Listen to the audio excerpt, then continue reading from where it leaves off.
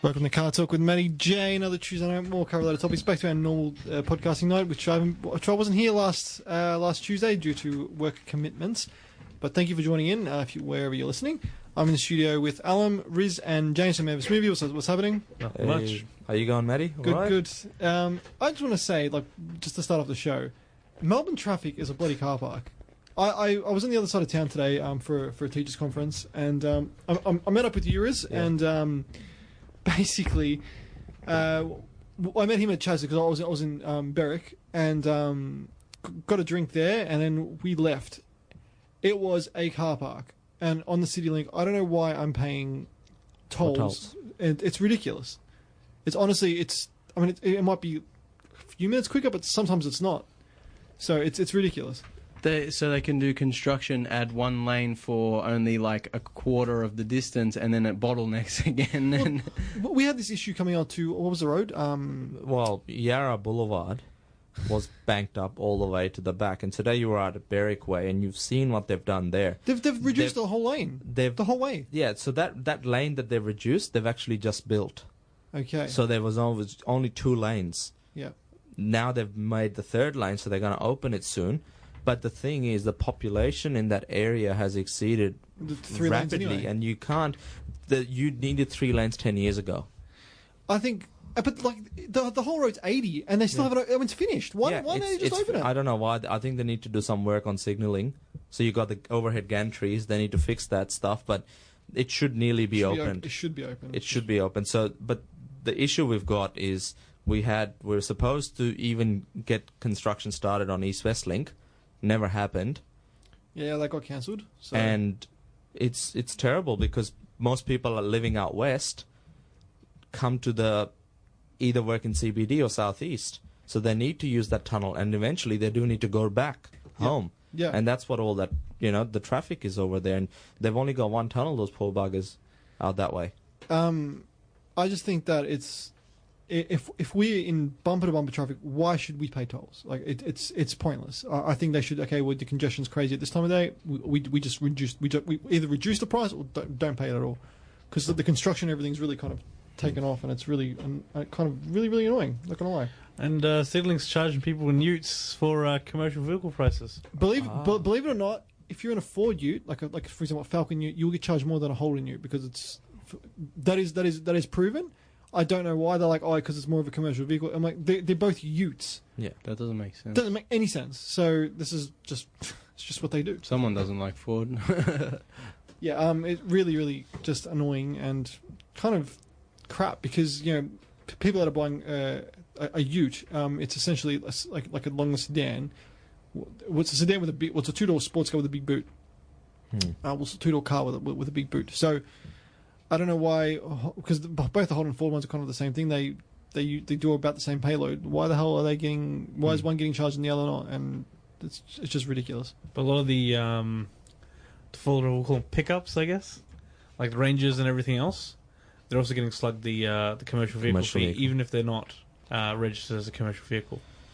Which sucks. Sucks to be you buying utes and not going off road and going to the city on the ute. That's what you get. Come fight me, Tyrone. Exactly. What? Come at me, bro. Yeah, well, okay, the big utes, yes, I understand. Yeah. But like a Falcon is getting charged more than a Commodore? It makes no sense. But a lot of people, once again, were complaining on the Facebook page. I think it was 7 News or something that put out the report. They're like, oh, yeah, my Navara that I use for my family, it's getting charged more. I'm like, why do you get a Navara for your family then, huh? Yep. Oh, they're a lifestyle thing, right? On the way here, we saw a big billboard with the new Mercedes-Benz X-Class. And that's purely being promoted like a lifestyle ute. Yeah, that's all it is. Yeah, I mean, you're spending that little bit of premium, I guess, for the badge. You better be ready to pay more on Citylink. No. Yeah, well, so you only say that because I have no vested interest. I'm just happy with my sedans. But I would feel for those people if I was in the same boat, because if a person is using the vehicle in a commercial manner to make money, yes, I believe they should be paying commercial tolls. But if you're just driving with your family, and you're just doing, like a family thing, and yet you have to pay kind of commercial vehicle money, well, everyone else, the person next to you driving in just a Falcon sedan, is paying less. I think it's pretty unfair. Oh, yeah, it definitely is. It's kind of really, really annoying. But it's just what it is. Like people have been writing to him and complaining, but it's just one of those things that with e-tags and like paying for tolls in general, it just does not make sense.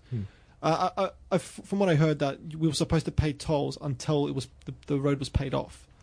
Oh, that's not happening That, anymore. I mean, So they're like, okay, it got paid off within like a couple of years, and like, oh no, we'll just keep charging and just make money off it. the thing is, government builds this infrastructure, and now they sell it to a private company. I think it's I'm not sure if CityLink's owned by Transurban, but Transurban owns a lot of the infrastructure around Australia, all the tollways and stuff. So they basically, now what they do is they get the international money to build these roads, and they own them afterwards. Yeah. So that means that they're only concerned about their shareholders. So it doesn't matter whether you're driving your kids around in a ute. You're going to be slugged with commercial sort of charges, commercial tolls. It's just for the shareholders. But see, this is what makes no sense, right? Like, you know, I found this out the hard way because I paid. I went to Frankston one time, and I paid the CityLink. I didn't realize there was a difference between the CityLink and the EastLink. There is a big difference, and They're two different companies. Yeah, they're two different companies, and I think you probably had to get another mortgage out to make it from up here down there because that's how much it costs. You know, it's about $25-$30 worth of tolls. I paid. So it's for the CityLink for the day pass was $17, and it was like another 17 for EastLink or Peninsula. Yeah, I should have just drove down St Kilda and just took the scenic route the whole way. Yeah. It probably would have been... Because on the weekends, it'd probably be just pretty... Not close, but yeah, you'd probably be maybe 10 minutes later than you would if you were using the tolls. It's ridiculous. But, you know, again, makes no sense why they're charging more for, like, standard utes, but then they're not charging... Are they charging extra for SUVs? I don't know if they are. No. I don't believe SUVs, no. Because that's light commercial. That doesn't make So if you have a a Ford Everest, which I believe is built on the... It's a Ranger. Yeah, it's on the Ranger. Yeah. Like, yeah, so you don't have to pay the toll, the extra toll. That makes no sense. Exactly. You just buy an Everest and use it as a ute. Cut off the back. What about those the Holden utes that I guess even the cops, the divvy vans? Yeah. What about them, right? Like, what are they? Are they considered a commercial vehicle? Are they considered a normal family car I don't know. with a canopy? I don't know. Cops don't pay tolls. Cops don't pay anything.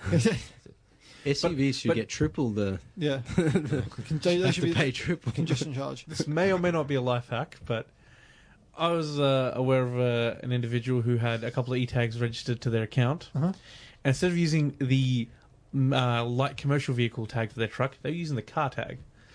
And Don't tell me they were getting away with it. they were getting away with it. You're kidding. Because from what I can... That's mad. This was some time ago, so maybe they're still doing it. But once again, once the e-tag beeps, they don't really care because they're taking it away. They may be putting it under more scrutiny these days. That's genius. But That's true hustle. that may or may not be a life hack. May or may not. I don't endorse breaking any kind of law. No, we definitely don't on the show, but that's just something I know somebody's done. in Mexico, yeah, that's exactly right. Yeah, odd. Fight the power. Fight the power, yeah. Take it straight to them. Look, we're going to go to our first break of the night, and we'll come back right after this. I've been playing all week. I've been G'd up on it. Eurobeat. I don't know why. What do you mean you don't know Getting why? ready for You know tomorrow. why. Yeah, Initially, that's why. an extra 20 horsepower every time. Extra skids. Extra Extra skids. skids. Well, it is Tuesday night. The Eurobeat is intensifying. We've got Ace with his song, or their song. I'm not too sure what Ace is. The song's called "Crazy on Emotion." One of my favorite songs. Tune. We'll be right back after this. You're back on CarTorque with Manny J. That was Ace with "Crazy on Emotion." Did that G you guys up? It G'd me up. It did. I'm feeling like I'm going to go rip some skids in the laser in Mexico, I'm of going to break course. some glow sticks down. Yeah. In Tokyo. Turn off Tokyo. the lights. Yeah, and just put them in your shoelaces and start raving. Geez, we are so from like the early 2000s. Visors and... What's that chain you have on your wallet? Oh, yeah. That was a security chain, man. That was cool stuff. But what was I didn't get what the point of that was, because they could just like legit like pull the chain away and you wouldn't even realize, and they can just follow you, take your stuff out, pop it back in. But yeah, look, we'll come back. As you guys know, I drove to Frankston this weekend. My partner's friend just had a baby, so we headed out that way, and I had the F6 out. I've been driving it quite a fair bit, and got onto the freeway. Everything's sweet. Got through the Burnley Tunnel, and I just see the oil pressure gauge go bang, straight to the like Max. like off the chart, like Yeah. it couldn't go anymore. And I'm like, what the hell? Like, when did this happen? So I freaked out, I panicked. I'm like, okay, well, hopefully I didn't blow my engine up going through a tunnel. And no, I wasn't dosing to hear the noises. Usually I do that, but I wasn't doing it this time. I pull over on the side of the road, switch it off, switch it back on. Same thing happens. I'm like, what the hell? I'm like, okay, I'll suss it out by. So I turn the car off, switch it on, but I only put on accessories. Didn't actually switch the car, like, didn't turn it over. And I realized that the gauge went all the way up again. So I'm like, okay, it's probably a fault with the sender, or something along those lines. I'm like, crap. I'm like, so it is in my engine that's blowing up, which is obviously a good sign. I drive to. I'm like, screw. We'll just keep going. And then being really busy on the just straight after the tunnel, I'm like, okay, I've got to really launch it here. I'm like, Avini, hang on. So when I saw some bit of space, I launched it, and it was the first time I launched the car. And it was quite good. Get there, and I'm like, it's still crazy. I'm like, I'll let the car cool down while we're in the hospital visiting, and come back out, and it's gone off the chart again. I'm like, oh well, it must be something small. Took it to the mechanics on Monday. Has a look. I had a look on the top, but you couldn't see anything. So because where the sender is, it's underneath. So my mechanic's like, it was just a loose wire. Thank the car gods, because it was if the sender's gone, because it's an FPV only part, it's like a $400 and something part to buy. Anything that with this car is just ridiculously It's like expensive. fours, like 400, 4,000. It is. It's if crazy. Engine goes 40,000. Ford. Ford. So when you shifted down to see how hard you could actually go, Yeah. right? It was pretty crazy, right? Oh man. Was it crazy on emotion? It was Was crazy. it crazy on emotion? Did you have that song I had- playing? The pumping? Oh man, I had that pumping, and I had instant super late braking. Coming. Were you wearing New Balances? Oh man, of course I was wearing my New Balances. I was wearing my New Balances, and I did inertia drift. The inertia dip? Through the Berlin You had a paper cup with water in it? Didn't spill a drop. Didn't That's spill it. a That's drop. all you need. That is, Bunta would be very proud of me. Exactly. But yeah, honestly, like, lucky was that, because even he's like these are really expensive. He priced them out for me, and I priced them up, and I'm just like, why is everything for this car, like, it's a Ford, it should be cheap. But being, You know why? Because you got the special edition. I know. I'm look. I know I am regretting it, but in another way, I'm just like, well, it is kind of, a cool thing to have. Yeah. So, did the XR6 turbos not have? No, they didn't have the. They had an oil pressure send off just as a warning for the car, but they didn't have the. It's an extension for the factory gauges. Yeah. Okay. So Is it a dry sump setup? no, it's not. I wish. I'll be tracking the crap out of it then. But yeah, no. It's just scared me, because all I just see I'm being a car guy, I monitor my gauges here and there. And I just look and I say, bang! It's just straight to the off the chart. I'm like, holy crap! My car's about to blow. Everything's like, Matt, are you okay? I'm like, well, I'm okay, but I don't think the car is. So lucky it was just a loose wire. My mechanic really tightened it up. He's like, it's just one of those things that they do come loose. But he crimped it extra strong, so it wouldn't come loose again. But yeah, now I know that it's going to cost $400 to fix if it does break. Yeah. So yeah, not a good time. Just on that, see if you can get a list of these sensors and stuff, because there'll be a pretty close Bosch equivalent. Well, it's VDO. Okay. So you know the brand VDO. Yeah, I've heard of it. Yeah, like they're I think they're a German brand. Yeah. From So there'll probably be a Bosch equivalent of a lot of this stuff, and I know the guys that work in product management at Bosch, and it's easy for them to get it at cost price. Okay. So if you boys need any parts or Yeah, whatever I'll kill that are it. European or even non-European, happy to talk to them. Yeah, That's the hustle. That's the hustle right there. Well, dude, we will talk, because there is some parts that I'd like to get just to have a spare. Well, if you know what they are, we can look up the Bosch numbers, or I'll just ring the boys. I'll have lunch with them or whatever, Yeah. and Well- we'll sort it out. They'd probably work with all these other companies anyway. They know. Like when I was there 7 years ago, and I was working in the alternators and starter motors section, Yeah. I knew that this is a Ford genuine part. This is a Bosch equivalent. Yeah. Okay. So they've got equivalents of everything. Yeah. Pretty much. I mean, they're Australian cars, but then Yeah. same thing. All the European cars, they've definitely got equivalents of. Well, that'd be good to find it if they do sell it, because I know with FPVs especially, they've got a lot of very bespoke parts. Yeah, So- sensors and like O2 sensors and all of those type of parts. Yep. you should be able to get them a lot cheaper through them if they've got an If they've got an equivalent. Okay. And which is easy because you can look up on their catalogs online.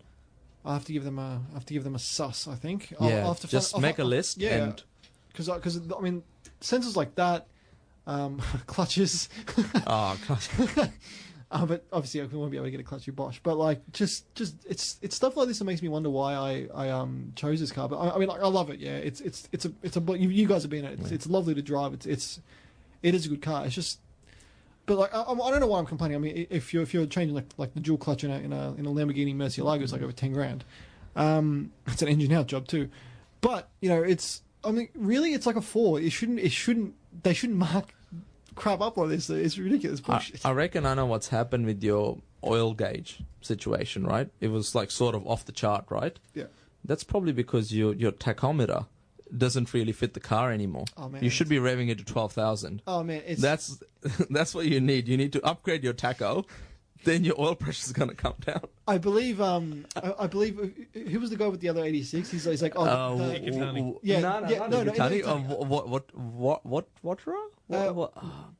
Wataru, yeah, that's like that. He's like the animals left in the cage because you can't get all the power. Dude, if I rev the Barra to that much, the oil pump gears would break, and my engine would be destroyed. No, but look, lucky that was an easy fix. My mechanic didn't even charge me for it. He's like, I'll just have a quick geese. He also managed to fix up my window washer, which is good. He's like, I thought you might have needed a new motor, but ended up just being my jets were really, really clogged. Yeah. One, because I don't use them, because the car's never dirty. So that was kind of a relief. So essentially 2 fixes that the car's perfect now. So awesome. Really, really good. Relieved. Like, I'm relieved I didn't have to spend $400 on a part. But if it does go, I know how much I'm looking in for. I might pay. It might pay if Bosch don't make those parts. I might go see some FPV wreckers and just say how much just for a couple of spare ones. Try get some of those bespoke parts. And then we flipped them on eBay. Yes, $400. Yeah. That's the hustle right there, Alan. I like the way you think. You posted on Carlib today, Riz, about Kia. Now this is really weird. Kia offers a 10-year warranty in the States, yet they only offer 7 years here, which still 7 years is the best in Australia. But like, if they're offering it there, why aren't they offering it here? It's a lot of it is to do with competition. So not so much competition, but what they need to sell their cars. I mean, Kia's not really a joke anymore. Kia make great cars. But that's the 7-year warranty is taking them 3 years to get there. To actually get it through, because last year was the first year they made it into the top 10 in terms of sales. Okay. So before that, they were not in the top 10, and last year I think their sales were up 50%. Oh wow! So 3 years has taken them, and that's I guess the best in class. Yeah. So today I found out it's 10 years in the States. Same thing with Volkswagen. Now it's 6 years, and we've spoken about this in the States compared to 3 years here. And Volkswagen CEO in Australia has openly come out and said there's no reason for us to change it to 6 years. It's not right. It's not right from a consumer point of view. But I guess the good thing for consumers is by the time they realise, it'll be too late because other brands will catch up. I mean, Holden's offering 7 years. Temporary. Temporary. Yeah. It's not legit like Kia is, but still.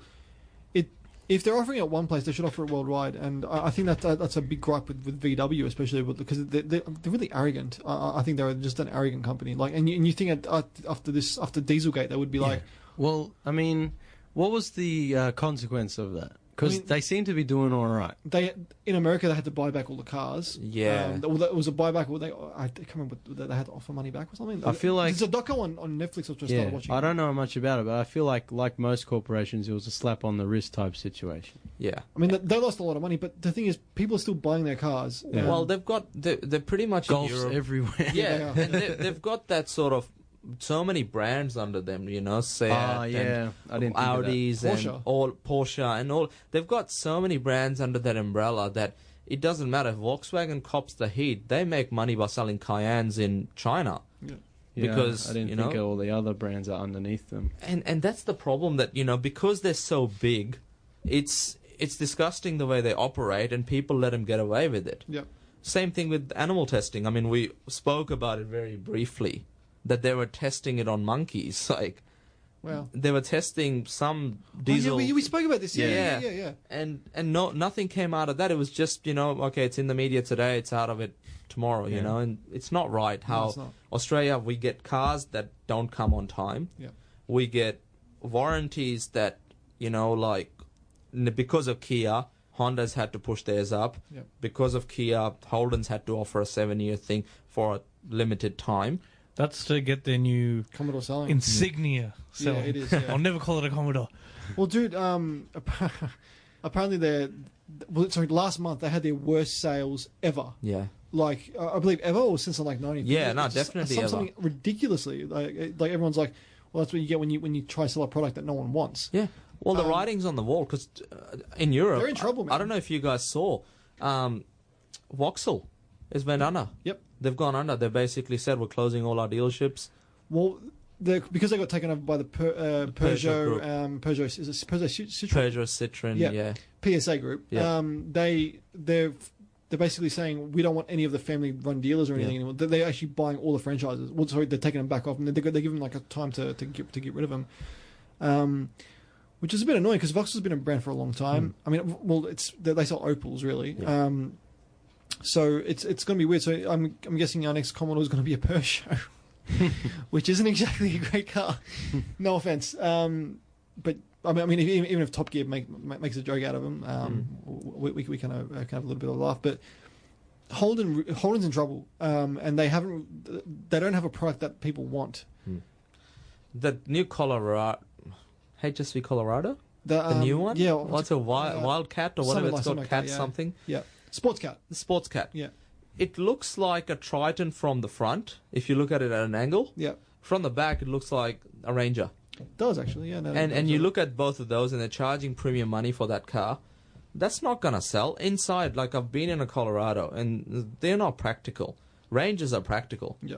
Where Colorados are not. So that means, well, they, like you said, they haven't really got a product. They're not gonna sell Commodores like they used to. And apparently, the reliability of these new ones aren't exactly great from what I've seen on Facebook and people are posting. There was a car at a shopping centre, I believe, trying to promote it, and it was like leaking transmission fluid or some. Really? And it's just sitting there. So like That's a feature. it's a fancy Oil slick. James Bond approved. But yeah, like I remember back when they were selling Vectras and stuff in Australia, they sold a fair few of them. But you ask any mechanic or anyone will tell you that Vectra worst is the cars worst car ever. ever made. Yeah, it was that unreliable and just poor. But they learned because the next, is it AH? Well, that's Astra? the Astras. Yeah, so AH Astras, which were, I don't know if that was the next model up or next. The Vectra was like their medium-sized car, and then there was Commodore, but the Astra was their small car. Yeah. So the Astras were sort of okay. The early ones had, I mean, you got timing belts you had to change every 45,000 k's, which is ridiculous. Like that's like over $1,000 service at all those times. But they didn't have exactly great reliability either. Yeah. So. A good friend of the show, Adam, Mr. SRI, he's got a TS Astra SRI 2.2, and that had the chain. So he's actually never had an issue with that car. I think the water pump went at one stage, but that's just wear and tear. But all the 1.8s, they had people blowing pretty much blowing them up and replacing engines because they just snap. And they had other issues, but Vectras especially were just not a great car. People reckon they're one of the worst cars ever made, if not the worst car ever made. So you think from that, I mean, people are not stupid, yeah. So people say, oh, essentially we're getting another Vectra, just a newer Vectra. It isn't gonna be as, I mean, the quality's not that not there. I mean, it might feel like a premium product. It's made in inverted commas Germany. People don't forget things easily. And I think Holden, I think like Australian consumers are idiots. We're not. Well, and then you've got Ford on the other side. They've just got a Ranger that they're selling. Nothing else in their whole lineup. Maybe the Everest, but you do see a few of them on the road. But you see Rangers, you see everywhere. yeah, but I don't see them having any other product either. I mean, after the power shift transmission issues, their Focus and Fiestas have like dropped off. They got the new ones about to drop. So the new Focus does look. Have you guys seen pictures of it? It's a really nice looking car. And the new Fiesta is about to drop as well. But apart from that, the Mondeo does not sell at all. No. it's pretty much just Everest is keeping them alive. Like even Ford's ads now, it's and Mustang really. Mustang's the other. Mustang. They're selling Mustangs out of their ass at the moment. But the Ford ads are. I hate to say it, they're horrible because they're just like these are not just any SUVs. These are Ford SUVs. I'm like, why? I mean, they're promoting SUVs again. It's what people are wanting. Yeah, great. You know, drive a big, crappy handling, using more fuel car, but and then drive into the back of a ute. Yes, as we found out on the other night. But yeah, just really, I think. I mean, look, Nissan, they only sell SUVs besides the GDO and the 370. So it's kind of I think at the moment we're in a weird spot for cars. Like it's just customers are just wanting SUVs or they're like a sports sedan or something, which is really, really weird. They're not wanting that in between everyday just family car. And there's no more like the wagons. You barely see any, and nobody's really offering them anymore. Like. I had a look at, I was trying to help a customer buy a car with a big boot, so I had a look at the VF Commodore wagons. I mean, they're actually really good cars. A great car, and yeah. Under 15 grand for a car that's 3 years old or whatever. Like, there's nothing on the market that's like that. And the whole SUV trend, like, to pay for a 2014 or 2015 SUV that has a smaller boot, you're looking at 25,000. Yeah, worse handling, uses more fuel. Yeah, it's stupid. This is why I said. I mean, I'll use Ford again as an example with the Territory. When the Territory came out, it won Wheels Car of the Year. Don't get me wrong, Territory's a fantastic car. It actually drives like a car. It drives like a Falcon, really. Which one, first version or second version? The first version won the Wheels Car of the Year, Yeah. but they basically didn't change it for the whole process, and still today dynamically it's better than I kid you not, better than 95% of the SUVs on the road today. Yeah, they're still a great they were car. Good cars. They were a fantastic car, but it's because of that the Falcon wagon stopped. It wouldn't that after the BF, believe it or not, they went to a BF3, only in wagon only. Yeah. After that, then they never sold a Ford wagon again, which I think really hurt because the VF wagons, the VE wagons, were kind of sexy looking car, good looking car. And I think if they would have had a good looking wagon, but they were like, I might take SUV sales and it might cut into the great Mondeo sales they're having. Yeah. Mondeo wagon. Yeah, I mean, I don't think I've ever seen a new Mondeo wagon, or even I think I've probably seen two of the previous. Yeah, I've barely seen even Mondeos alone on the road, let alone Mondeo wagons. Yeah, so they were bought as fleet cars for some companies, mainly for account managers that didn't really, as in salespeople, that didn't really do too much more, just rather than having coffee with their customers. Yeah. So they never carted anything in the back. Yeah. And they sold fleet. I mean, Ford had a big presence in the fleet market. Yeah. But what's they happening? still do a little bit. But everybody's moving away now. Everybody's sort of moving to smaller cars because of the environmentally friendly cars. So yeah. I mean, it's they say we're moving to environmentally friendly cars, but who was I with? I think it was with you, James, last week. We sat on Kilo Road, and I'm like, James, watch this. Watch how many BS SUVs are there. Every second car, I kid you not, Riz and Alan, was. What, James? It was an SUV. It was ridiculous. But it's anywhere you are. If you look out the window and you start counting SUVs, you get up to 10 in the first 10 meters. And it's really it's crap because people say, we want eco-friendly cars. Yet they're buying SUVs. What the hell? I guess the thing is they're buying petrol ones, and the petrol technology is getting better, so it's nearly as efficient as a diesel. The issue we've got is everybody's buying what another person has. So if my friend who's got a family like mine, like cars are not bought based on logic; they're bought on emotion. Yeah. So because somebody else owns something, well, we've got to be like them. It's like, I don't know, what was it, American series, Keeping Up with the Jones or whatever? No, I don't. It's exactly like that. Like people just want to be like other people. If you buy a wagon, you're the idiot. But the thing is, I don't see the appeal. I mean, it's the car company's offering you a lifestyle when you're buying an SUV. Lifestyle, and it's a false sense of security. It's you're higher up. If someone crashes into you or you crash into someone, there's less likely that you're going to hit. But that's ridiculous. But it's not really true. I mean, so it's a lot of people who probably can't drive, who think if I get a big scary car, then it doesn't matter what happens because... See, it goes back to the old days when fewer people had SUVs, mainly people had sedans, yes, the SUV would be better off in a crash. But if you're crashing into another SUV because there are so many on the road, Yeah. you're back to And square also- one. Yeah. I don't know. We've probably talked about this, but because they're not real SUVs and they're just normal cars jacked up, that can't be stable. No, like as I said, they don't handle anywhere near as good. Yeah. I mean, back in the day when SUVs first came out, they actually had some sort of off-roading capability. Yeah. Like, if you drive behind an SUV, depending on the one, if you sit there, their ground clearance is as much as my freaking lasers. I kid you Yeah. not. It's ridiculous. They're not. SUVs now are pretty much slightly bigger hatchbacks. That's all they are. It's Like, it's a it's joke. Well, It's CX-3 is a bigger Mazda 3. The Kona is a bigger i30. Yeah. And this is where EcoSport is probably a bigger focus. The Fiesta, bigger Fiesta. Yeah. So, but you look at all of those cars, and that's what they all are, right? I mean, safety-wise, they're getting ANCAP rating of whatever. Yeah. But the reality of the situation is you've got people that are driving these cars that are not paying attention because of their phones and everything else. It's not making the roads any safer. Yeah, and I think that's another issue, and it's the false sense of security that's really giving it to them. Yeah, not. I mean, this is where cars are going. But I was at this teachers' conference I was at today. They said by 2030, electric cars. Well, pretty much we're going to have driverless cars anyway by that point. So, insurance is going to be cheap because, well, if not non-existent because people are going to be driving. So these SUV issues are probably going to be gone by then. But at the end of the day, I'm still kind of petrol first. yeah, exactly Yeah. right. Which is another thing we should. We got to like 2048, right? Dude, I read something. Or was it 39? I reckon we've got like 20 days from what I've heard because they're bombing they're bombing Syria at the moment. Yes. So, look, we've got to go to a break. We'll be right back after this. We're back on 98.9 Northwest FM. This is CarTorque with Matty J.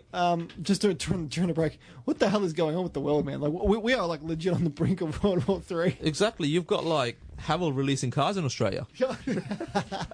If it makes us all feel a little bit better, North Korea's trying to step down, so I think Yeah. we can calm down a little bit. I reckon it's going to be like Dave Chappelle. Psych, mofo. Yeah, pretty much. Yeah, just it's going to happen. Yeah. Well, once again, to make you feel even better, if he does launch some missiles, they'll probably fall into the ocean somewhere. So we're all good, at least from For that now. side. For now. From that side. No, I think North Korea, saying they want peace and that, it's probably just a way to ease sanctions against them because they're starving and they have no resources. So they're like, we better, pretend we're playing nice, ease up the sanctions, get some food and stuff, and then go back to, war posturing. Start a program where you trade like one bag of rice for one warhead. Oh, no. Well, it's just I think the world is for me. What I'm saying is like we're on the verge. We're like on a tipping point of being stable, and it's because it's weird. We just started bombing Syria. I know this is car talk, but this is just like could affect us. We need fuel for our cars. If the world is the seesaw, and one side is war and one side is peace, Trump is the fat kid who like runs and jumps on the war side and like smacks and the seesaw breaks down on the war side. It's legit weird at the moment. Like it's kind of a hollow feeling. Well, talking about fuel, we don't process anything here anymore. So Dude, we've got that much fuel underneath Australia. if they wanted to, they will just shut the ports down. If they wanted to stop sending ships, they'll block them in Indonesia or wherever. That's it. We'll starve. I mean, we won't starve, but we won't have any fuel. We won't get around anywhere. See, I'm a man that offers solutions. There we go. True hustler. That's it. What we're going to do is E100. Everyone get your cars, E100. everyone get your cars tuned. And as soon as the petrol stops, we're going to start, brewing up some alcohol, distilling it. We're going to run E100. But I feel like Australia is the best place for that because everyone you could get pissed and fill your car up at the same time. Some for me. But you see, this is what I think we need to do something now. We need to start converting cars. We need to get people that say, "Holy crap, we're running out of money," because E85 and stuff, it's just corn, and it's a renewable resource that we can run our cars off. It's cleaner. You get more power.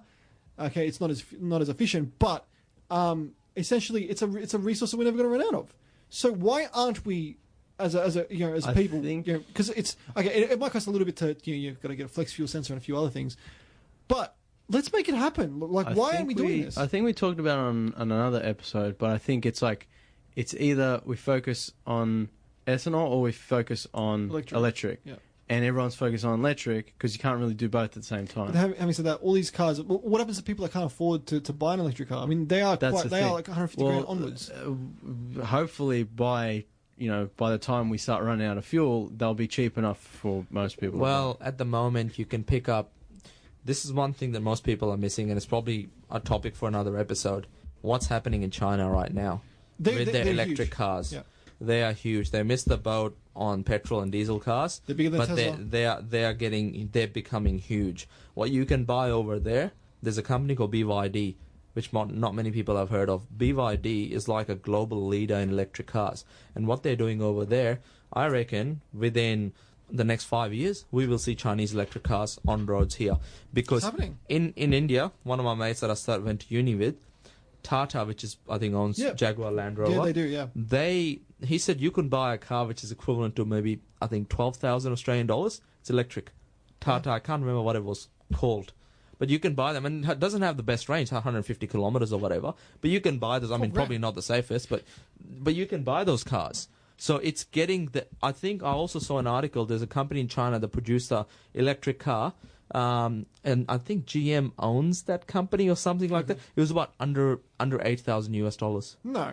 Under $8,000 for an electric car. I'll have to pull that up. Is that for sale in the States? No, not in the States. In China. Okay. But it's getting like that. So we will get to a stage. It'll be interesting to see when the new Leaf comes out, what they price it at. 40 to 50,000 will be acceptable.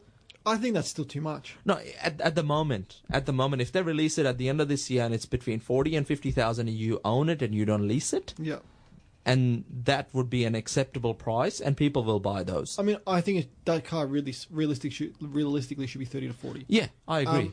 But having said that, the next step up that we get, I'm not going to buy an IME or I'm whatever the hell you ever say that. Maev, whatever the hell it is. And the next step up from that is a Tesla, and then even the second-hand ones are like pushing 100 grand. So, the biggest issue here is the Model 3, which is going to drop very soon. It's got a waiting list of like how many thousand people, but by the time they get on the roads, if these other companies want to compete, which China I think will do, they're going to come here and just say, you want an electric car? We can get you one that gets 400 Ks minimum, and it'll be like a quarter of the price of a Model 3. You'll be looking at 20 grand. I reckon on the road. I reckon that's probably 20, 25 grand. You will have a car on the road, and they will be they'll be safe enough. If people are doing city driving, people are not crashing into each other at 100 kilometers an hour. I mean, well, yeah, exactly. I mean, Alan was like, I'll make that happen. But he offers solutions. You can't do 100 in the city. I can. I can. But if we look at Chinese cars now, in the past 10 years, they've like the latest LDV has got a five star NCAP rating. Yeah. Okay, it's an SUV, but it's got a 5-star, and this is a Chinese car, and the quality is apparently really good. They are growing at an incredible rate, and no one else is taking them seriously. No one takes China seriously. I'm like, well, this is ridiculous. This is the reason why all the other, you wait and see. The big companies the big countries that have cars, America, Europe, and Japan. 5 years, they're not going to be. It's going to be Thailand. It's going to be Indonesia. It's going to be China, and it's going to be India. Yeah, they're going to be the four major powerhouses for everything very shortly, and people aren't realizing that, and it's going to happen. Their technologies, think of Korean cars, how like they progress quite quickly. Japanese was called Jap crap before. Now Japanese cars are good, but they took forever to get there. Chinese cars in the space of 10 years are like good quality. They're pushing limits. You look at, I remember 98 XL. That's what I used to ride the around. Sexcel is the exactly best the Sexcel was the way to go. 98. They made that car. The Getz came out in 2004. Yeah. And even at that time, they weren't that. Oh, even earlier than that, I think. Until the next generation of i30 that came out, which was the previous generation from this one, that was their first main car that you could say, yes, it's getting close to the European or Japanese level. And then this new one is sort of like nearly close to Golf in terms of its benchmark. I reckon the new i30 is Golf. Yeah. Like, it's better than Golf. That's a big call, I know, but in terms of what it can do, it's on par, and you're getting better warranty. You're getting actually people that are going to look after your car. Well, it's designed in Europe. Yeah. It's designed in Europe. It's made in Europe for the European market, and I think Czech Republic. Yeah, I'm pretty I sure it think is. So, yeah. Yeah, so that's all we can go with, right? So Chinese cars are going to progress really, really quickly because they have the know-how now. They don't China and India don't respect a lot of the European and American patents. China, Yes. Was there that BMW X5, X5 copy, yeah, and I think there's a Cayenne copy, and there's like mini copies and everything. Like you see Chinese knockoffs and like in everything, Yeah. and then it's going to include cars. Yep. Well, Just like they see how these cars are made, they're like, well, we could do that. All right. well, And they they're not already do paying- it. That They is- co- Yeah, so they're not paying the millions of dollars in like you tried to make an electric car using a certain technology, you're gonna have to pay the sort of like the technology cost. And so these Chinese companies, Indian companies are just like, nah, we'll do it anyway. Yeah. Like, what are you gonna do? That is the voice of Nathan. What's going on, man? Thanks for coming on and wheeling yourself over. No problem. onto Nathan's, as you were saying, with the copying. I remember it was, I believe, Chris Harris on Drive. Yeah. He went to a car show, and while he was sitting on the passenger side of the car, it was just I think it was Golf. And there was some, let's just say, individuals from an Asian country who were there to investigate. They were literally taking photos of everything, moving anything up and down. They had they had a measuring tape to measure certain dimensions, and they were taking the photos with the measuring tape. Like they No. were moving the steering wheel up and down, moving vents, everything. They were just going through every little bit, taking photos because they were going to clone that car. Are you Because- kidding me? Yeah, like, what's to stop them? Yeah, well, dude. I think BMW sued China. Yeah. This is direct straight out of China. My mate lives in Shanghai, Wow. and he went to the launch of this car. This is a 7-seater Electric. electric SUV, That actually looks good. and if you look inside, they've I'll just pull up. That's the interior. Wow. Very high tech. Oh, yeah. It's high tech, and they reckon this is the first car with built-in AI, which is like Google, basically like Google Voice or whatever, Yeah. but it's built into the car, so it's not relying on Google or anything like What's that. it called? I can't remember what he called it, but Has it got one of those Chinese car names? The no, this is LDV 7462. no, it's not. It's not that. It's They got the craziest. Like the whole back panel is just. it's the called badge of the car. Neo. Neo. What the hell? Nah, these guys are Neo.io. Cool. That's actually a That's good looking cool. car. Yeah. I mean, I don't like SUVs, but that is a cool looking car. Car with the AI, huh? That's how they're gonna. Well, that's what they. That's their point of difference. They're Robot gonna hold cars. everyone hostage. Didn't in the they car watch Fast and until they Furious wire some 8? more money. Exactly. Don't they know what happened? This is the war plan. They're gonna send. They're gonna send all these cars to the west. Instead of soldiers, they Yeah, send. they're gonna trap people. The car's gonna transform and start shooting and stuff. This is the end, people. Put on your tinfoil hats. That's quick. North Korea's plan. Play nice, start manufacturing cars. Give it AI. World's first AI system in a car. That's crazy. So that is their point of difference. Trust that, I'm telling you. Well, You anger that AI, As long next as thing you you can- know, your car's driving to the back of a ute. this As long as you can change the AI voice to Yoda or Mr. T, then I'll be happy. But that's weird that the Everest did that. Was it an Everest titanium or was it just an Everest trend or something? Back on your. I'm not 100% sure. Because if it's a titanium, it should have like the lane departure warning, like because I know in Tyrone's car in the Ranger, it went ultimate. It was a trend. I've got a photo of the back of the car. It's a trend. 0 to 100, 4.4 seconds. That's quick. I mean, that's quicker than my Typhoon.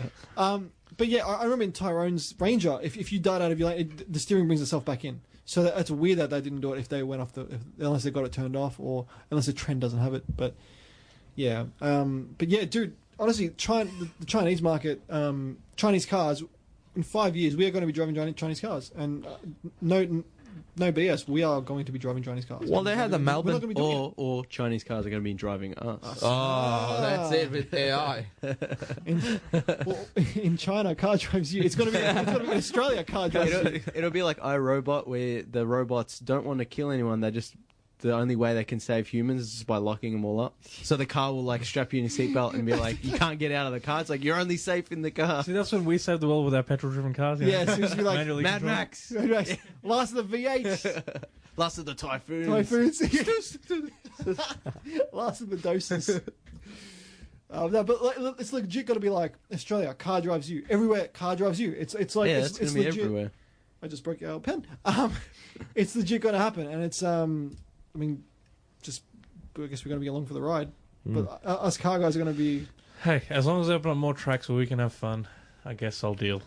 I mean, they're not because like, we'll fight and protest probably. dude, it's we're It depends. It also, I don't like. We had this discussion like a million times. Yeah. But one thing I don't think we've brought up is what's the rules going to be about owning a combustion engine car? yeah, I Like think, they're going to have rules about. So it's like you're going to have you're only going to be able to drive it the certain roads, certain days, we're yada gonna have to pay a massive yada. amount of tax on it. Pay massive amounts. Like now.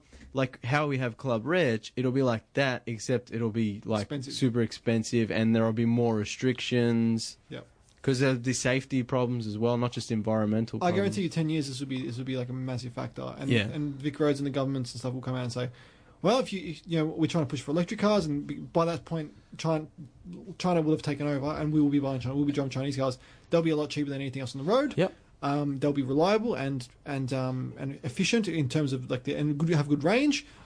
Because as we know, electric technology is going absolutely ham at the moment. They're like, well, if you want to drive a car with combustion engine, we're gonna triple what you have to pay. Well, not See- much can go wrong. Just Riz, on Kind of that like quickly. one moving part. As you're saying, they're going to slug us more for driving combustion engine cars. They already are by the fuel excise, because electric cars don't pay fuel excise. Yeah. And they use the roads as much as any other combustion car does. So start charging them damn electric cars, Yeah. or take out the fuel excise and charge by kilometer or something.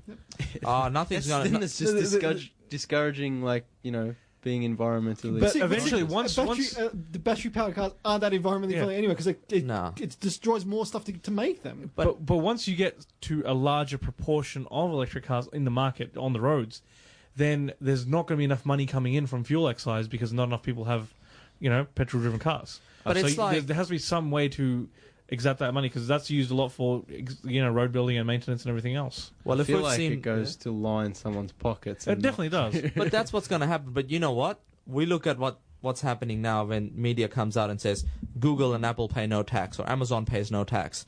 How long has it taken the regulators to get up to the stage where they're still talking about it? Yeah. Nobody's really figured out how they're going to charge these companies tax that move profits offshore. The biggest companies are doing. BHP is doing it. Rio's doing it. They don't care. No. So because it's taken them that long, the same thing's going to happen. Roads are the least of their concerns, because it doesn't really. It makes money now. They're still going to charge people because they don't want to lose any revenue. No way. But it's going to take them too long. The same thing with self-driving cars. The rules and regulations will lag behind the technology. And I think like as previously mentioned, the insurance companies they're gonna jack up the price for us normal drivers now, because they're not going to get any there's not going to be any accidents. So they're going to be like, oh well, if there's no point in paying insurance for electric cars, we may as well pay insurance for double the price on us normal with combustion engines. And once they're going to come in with the problem solving, don't pay insurance and don't crash in that situation. Well, if enough cars around you are all driven by by the AI, they will avoid you if you're about to crash. Yeah. So you won't have to pay anyone else most of the time. If you do, maybe you end up in a wall, maybe you end up in the back of a ute. I don't know. But, Whatever it is. for the most part, The high-vis. if everyone else is being driven by computers, they will avoid you, and then you're good. So just don't pay insurance and don't crash. Jeez, that's Life advice by Al. We're going to get to our last break. This is going. We're going ham tonight. We'll be right back after this. You're back on Car Talk. Yeah. So are we doomed? Is this what we're coming to, or is this like potentially the best thing that could happen to us? I'm still on two boats. I think with combustion engines, they should make kits to it. Like there should be companies that are made. You want to give people jobs, make them proficient in converting cars to E100 or E85.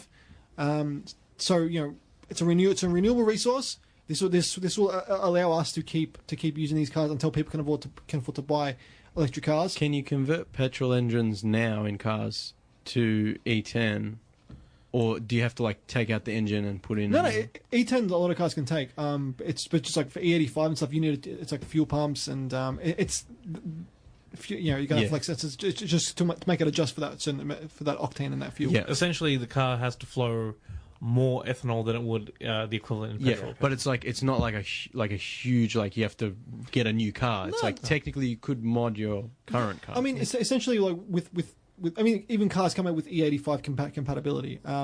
and they've just got like a flex fuel sensor, different fuel pump, maybe injectors, possibly different fuel system, in terms of like fuel lines and stuff. But that's, really about it. Apart from like ECU tuning to know, for the car to know when it's running 85 or whenever, 91, 90, 95, 98. So essentially, it's just a tune and parts, and it's not a real big thing. But I think we should be really looking at this. This would be like a viable option for people for now until they can afford to buy an electric car. Because 5 years I kid you not, one of us in the studio will be driving an electric car. And I'm not pointing any fingers, but it's going to happen. It's definitely going to happen. So Yeah, Riz. Did Tesla. you see what I had out there? He's going to be a co-owner of Tesla in 5 years. Yeah, I think when Elon steps down, Yeah. I'll have to take it up. Elon will name you his heir. yes. Can't. You're not reptilian enough. But yeah, it's going to happen. I think this is something that we should be looking at. I think the government, wake up, guys, should really take into account that there is a lot of we're still selling brand new combustion engine cars. These cars, in 5 years, they're still going to be relatively brand new. Why throw away something and not use it if it's still good? If you listen to Josh Frydenberg, who I think is in energy minister, that Clean coal. that person does not want anything to do with, like, he doesn't say anything about electric cars, self-driving cars, whatever it is. You talk to him about anything, he just says, "Oh well, it will sort itself out." Well, hang on, Yeah. infrastructure, you need it. That's our There's- government's whole mantra. It's crap, because we're gonna get to a stage where the cars are here, and the companies will have to push really hard. Nobody really is interested in setting up charging infrastructure. There's one company that I know that's pretty good at setting up that stuff, but they're doing a lot of commercial stuff. We need to get to a stage where councils are starting to pick stuff up, Yep. and they're starting to roll that stuff out. Which I know where I am in City of Casey, they're trying. They want that city to be like the electric vehicle charging hub Yeah. of Victoria. So they're going to try, but I don't know how far they're going to go without actual state or federal support. I think we really need to take this seriously, because probably our current government isn't, but we as people should stand up and revolt, because this is our future. We are essentially going to have a big dilemma. We can't afford to pay $150,000 for these electric cars. Yeah. China's going to come in and they're going to flood the market. You ain't seen in the next 5 years. We're going to be driving Chinese cars that are electric, and all these people that have bought these other cars. So some people won't be able to afford them. But there's going to be nothing left for them. They And, might have to implement like a buyback program where it's like, you got a combustion car, bring it in. but that's going to suck, because there's going to be so many. Look at VW's buyback program. Yeah. There's acres of cars just sitting there. Yeah. I mean, that's the thing. Yeah, It's there's just- just going to be there's going to be graveyards full of cars. Perfectly functional cars. Yeah. It's ridiculous. It's going to take a long time, and they're going to have to come up with a plan. Look, we are out of time. There was a good discussion tonight, I think, on these last few topics, because there's just so much we can talk about. It's really it's a big can of worms, and I think that us people in this kind of feel that we like cars. I mean, even though you James, you selfly admit that you're not the biggest car guy, but you've got interest in it. Yeah. And I think we've got to make more people have this interest, because it's our future. And if we want to take electric cars and sustainability seriously, we got to make the move now. Thank you guys for coming on the show. Thank you. Thanks, matey. Got any quick plugs? Give them out now. Man vs. Movies every Tuesday, 6 p.m, 98.9 Northwest FM. Like and share the Man vs. Movies Facebook page, and you can find the podcasted episodes on iTunes, Shout Engine, or on your regular podcasting app. If anybody needs any car buying advice, personalised advice, or buying help in Melbourne, check out Carloop AU, facebook.com/Carloop AU, and reach out to me. Happy to help anybody who's time poor, just doesn't want to deal with dealers. Cool. Alan, got anything to plug? If you do drive into the back of a ute, don't drive into my car. Straight out. Solutions, that's it. He's a man of solutions. Thank you guys for coming on, and thanks to Nathan as well for chipping in there, giving his 2 cents, which I think was really, really good. Good show tonight, by the way, James. Thank you. So it was hilarious that they talked about the Mario Super Brothers Mario movie, Brothers movie. which is, from what I remember, it's scary. insane. It's weird. But yeah, like and share our Facebook page. It's CarTorque, TORQE with Matty J. We're live here every Tuesday night at 7 p.m. on 98.9 Northwest FM. we're also doing our Sunday night podcast, so the Sunday Kickback editions, where we take your questions and answer them live on air. So we are not on the radio, but we podcast live via Facebook. So please tune into our Sunday night show. They're going to be about 8 to 9 o'clock, depending on the day. So yeah, definitely tune in. We'll be there from 9 o'clock this weekend. And if you've missed any of our previous episodes, on shoutengine.com or iTunes or wherever you listen to your podcasts, we are up on there as well. The links to our podcasts are on our Facebook page. Like and share. Also like our follow our Instagram page. It's MattyJ_CarTorque podcast. So I'll be trying to put some more content on there, and we will be going we're going to go YouTube very soon once we launch our website, which Alan and stuff. We're going to keep on the wraps a little bit, and we're going to kind of just go ham. So thank you again for listening. Thanks guys for coming on, and I'll see you guys on Sunday. Take it easy.